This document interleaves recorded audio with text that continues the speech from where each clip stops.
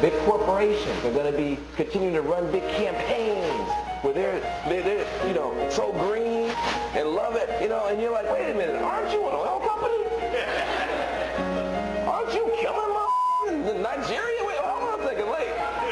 How did you, who made this ad content? Who is Obama's Green Jobs Czar, Van Jones? If you listen to the president's speech a couple of days ago, and I was lucky to be there, you know, I worked there, but, you know, when he comes out,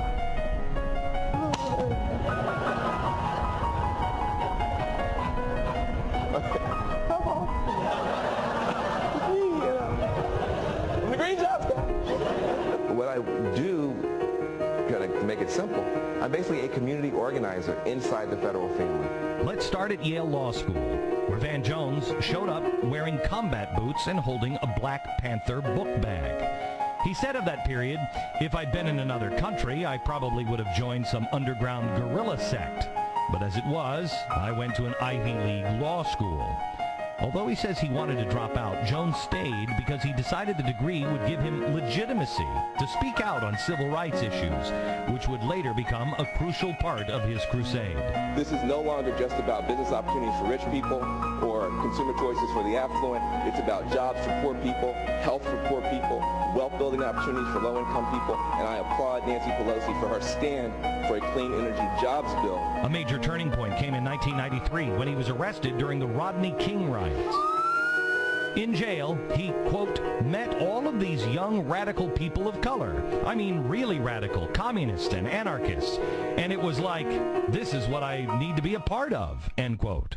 The verdicts, which cleared the cops of beating Rodney King, came down in late April of that year. Jones says, by August, I was a communist. He spent the next 10 years as a full-fledged radical, among other things, founding a group called STORM, standing together to organize a revolutionary movement, which held study groups in the Marxist and Lenin teachings. According to the group's historical pamphlet, Reclaiming Revolution, quote, all of STORM's members developed a basic understanding of and a commitment to revolutionary Marxist policies, with a particular emphasis on the historical experiences of Third World communist movements. The group particularly revered Mao Zedong, who, history tells us, killed 77 million of his own people, far more than Hitler and Joseph Stalin.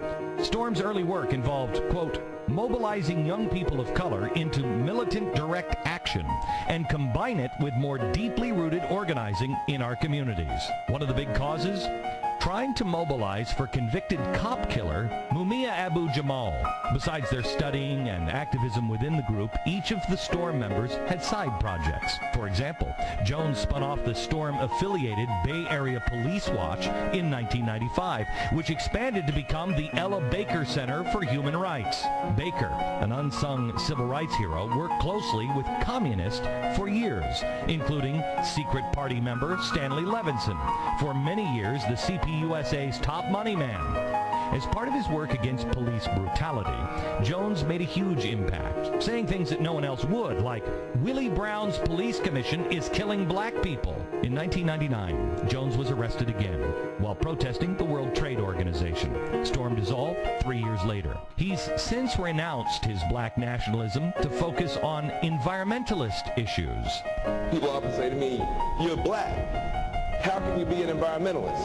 No, I'm African. How can I not love the earth? He railed against the government for what happened during Hurricane Katrina and touted a new green jobs plan that focused on stopping eco-apartheid.